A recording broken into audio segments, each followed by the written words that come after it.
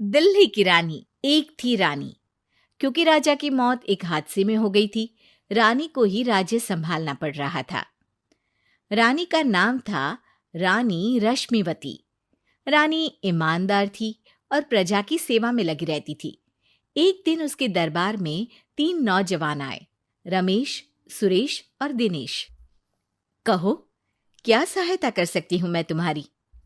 हम आपके दरबार में काम करना चाहते हैं ताकि जनता की सेवा कर सके। लेकिन अभी तो तुम्हारी उम्र बहुत छोटी है। तुम लोगों को तो अभी अपनी पढ़ाई पर ध्यान देना चाहिए। हमारा मन पढ़ाई में नहीं लगता। माता पिता को लगता है कि हम किसी के लायक नहीं हैं और हम साबित करना चाहते हैं कि हम लायक हैं। उत्साह बहुत अच्छा है, मगर अभी उम्र कच्ची है तुम लोगों की। अरे उम्र से क्या होता है रानी जी? शास्त्रों में लिखा है कभी किसी के ज्ञान को उसकी उम्र के आधार पर नहीं देखना चाहिए। बात तो सही है तुम्हारी। और अगर सच में तुम अगर ये संकल्प करके आए हो कि तुमको यहाँ काम करना है, तो पहले परीक्षा देनी पड़ेगी। 3 परीक्षा, एक शारीरिक परीक्षा, एक बुद्धि की परीक्षा और एक देशभक्ति की परीक्षा। और ये क्या है? वो मंत्री महोदय तुम्हें समझा देंगे। हमारे पास समय नहीं है। अगर तुम लोग तैयार हो तो बताओ। हाँ हाँ, हम तैयार है किसी भी परीक्षा के लिए। मैं भी तैयार हूँ कुछ भी कर गुजरने के लिए। तो ठीक है मंत्री जी, आप इन तीनों की परीक्षा कल से ही शुरू कर दीजिए। जो आ गया रानी साहिबा। अगले दिन से ही तीनों की परीक्षा शुरू हो जाती है।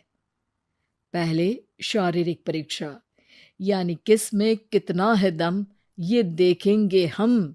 क्योंकि शरीर में दम होगा तभी तो प्रजा की सेवा में दम लगा पाओगे। हमें क्या करना होगा?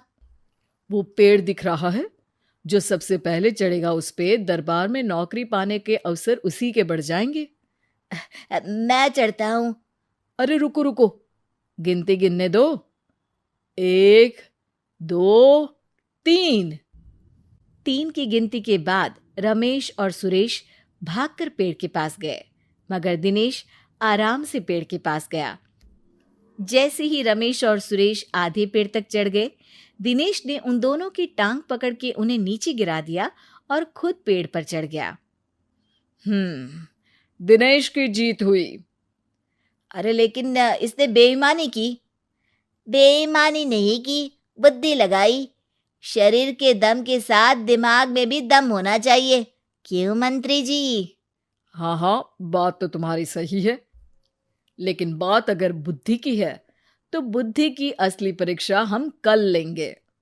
शाम को जाकर मंत्री रानी को सब बता देते हैं। यानी दिनेश उन सब में ज्यादा होशियार है। जी रानी साहिबा। अगले दिन तीनों की बौद्धिक परीक्षा का समय होता है। आज हमें क्या करना है मंत्री जी? थोड़ा सब्र करो, कल जल्दबाजी में ही हारे थे तुम। सही कह रहे हैं मंत्री जी। अरे तू क्यों ज्यादा बोल रहा है? तू भी तो हारा था ना कल। ए दिनेश, ज्यादा होशियार मत बन। अरे अरे अरे, लड़ो मत। आज की परीक्षा पर ध्यान दो। आज की बौद्धिक परीक्षा में ये कुछ बोरे हैं, कुछ में नमक है और कुछ में रुई। जिसको जो ले जाना है उठा लो। देखते हैं कि कौन जल्दी से कोई भी एक बोरा नदी के उस पार लेकर जाता है। समय शुरू होता है अब। तीनों बोरों की तरफ बढ़ते हैं। सुरेश, नमक की बोरी भारी है, ले जाने में मुश्किल होगी। हाँ हाँ, सही कह रहा है, रुई हल्की है, हम दोनों रुई लेकर चलते हैं। अरे भाई, मैं तो नमक लेकर जाऊंगा। रमेश और सुरेश ये सोचकर हंसते हैं कि आज तो दिनेश हार ही जाएगा। दौड़ शुरू होती है। 1, 2, 3। तीनों नदी की तरफ भागते हैं। रुई में वजन कम होने के कारण रमेश और सुरेश आगे निकल जाते हैं और दिनेश थोड़ा पीछे। पर जैसे ही वो सब नदी में जाते हैं, दिनेश की बोरी का नमक गलने लगता है और वजन कम हो जाता है, जबकि रमेश और सुरेश की रुई में पानी भर जाता है और बोरी का वजन बढ़ जाता है। अरे ये इतनी भारी क्यों हो गई रमेश? अरे मुझे क्या पता, शायद जादुई बोरी है। अरे लगता है कि हम बेवकूफ बन गए। बने नहीं हो, तुम हो ही बेवकूफ। इतना तो पता होना चाहिए कि पानी में नमक गल जाएगा। दिनेश का पूरा नमक गल जाता है और बोरी खाली हो जाती है। वो जल्दी से रेस पूरी कर लेता है।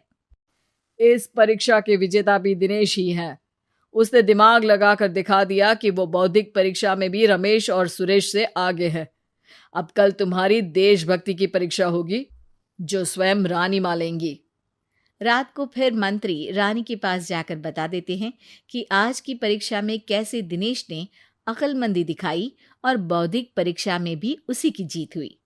अरे वाह, दिनेश तो हमारे बहुत काम आ सकता है। हम उत्साहित हैं कल की परीक्षा के लिए। वो तो ठीक है रानी साहिबा, लेकिन हमने सुना है कि पड़ोसी राज्य का राजा आकाशदीप हमारे राज्य की सीमा में घुसपैठ कर रहा है। ये तो चिंता की बात है। हमें जल्द ही कुछ करना चाहिए। अगले दिन रमेश, सुरेश और दिनेश अपनी आखिरी देशभक्ति की परीक्षा के लिए दरबार में आते हैं। प्रणाम रानी साहिबा। नमस्कार रानी जी।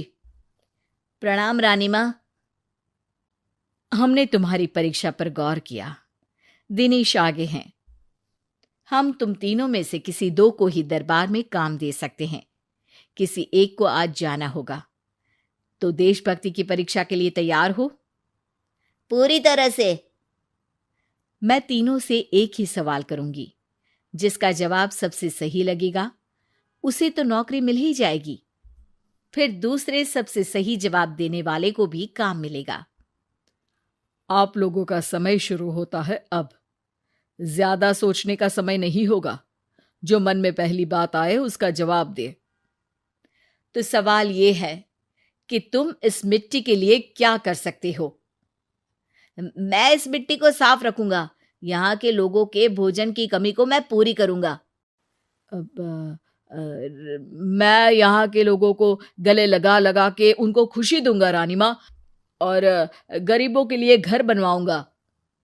मैं इस मिट्टी के लिए किसी की जान भी ले सकता हूँ रानी माँ। मंत्री, दिनेश को एक तलवार दो। जी रानी जी। दिनेश, पड़ोसी राज आकाशदीप की जान तुम्हारे हाथ में है। जाओ, अपना काम पूरा करो। आज रात को तुम उस पर हमला करोगे जब वो सो रहा होगा। दिनेश वहां से चला जाता है। रानी माँ, ये आपने क्या किया? अभी किया नहीं है मंत्री जी। आप आकाशदीप को संदेशा भिजवाओ कि पड़ोसी देश का एक कातिल रात को उन पे हमला करेगा और दिनेश को पकड़वा दो। अरे, ये आप क्या कह रही हैं? और क्यों कर रही हैं आप ऐसा? राजा को लगेगा कि हमने उसकी मदद की, उसकी जान बचाकर। वो हमारे राज्य का पीछा छोड़ देगा और हमारा एहसानमंद हो जाएगा। और दिनेश का क्या होगा? इस राज्य को दिनेश जैसे शातिर और लड़ाकू लोगों से ज्यादा जरूरत है ऐसे लोगों की, जो लोगों को खाना खिलाने की और खुश करने की बात करे। और ये गुण सुरेश और रमेश में है। इन्हें नौकरी दे दो। दिनेश बहुत चतुराई से नौकरी हड़पना चाहता था, जिसके लिए उसने रमेश और सुरेश जैसे दोस्तों का भी नुकसान किया। पर रानी ज्यादा चतुर निकली। उसने एक तीर से दो निशाने लगाए। दिनेश जैसे खूंखार युवक को राज्य से बाहर करवा दिया और पड़ोसी राजा आकाशदीप को अपना एहसानमंद कर लिया। पूरा दरबार रानी की जय जयकार कर रहा था।